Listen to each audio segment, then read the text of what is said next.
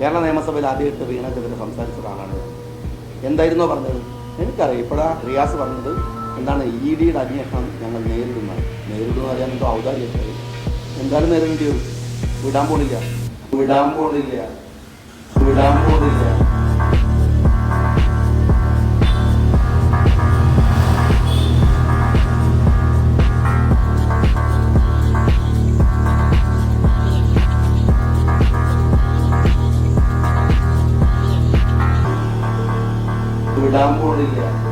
നമ്മുടെ പിണറായി വിജയൻ്റെ മകൾ വീണയ്ക്കെതിരെ ED കൊണ്ടുപിടിച്ച അന്വേഷണത്തിലാണല്ലോ.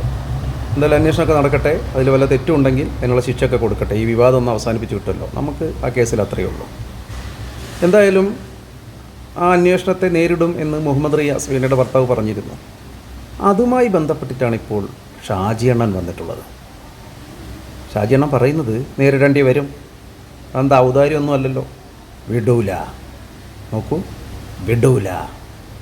ഷാജി അണ്ണോ, ഈ ED ഒരു കേന്ദ്ര ഏജൻസി അല്ലേ? വിടൂല എന്ന് നിങ്ങൾ പറയുമ്പോൾ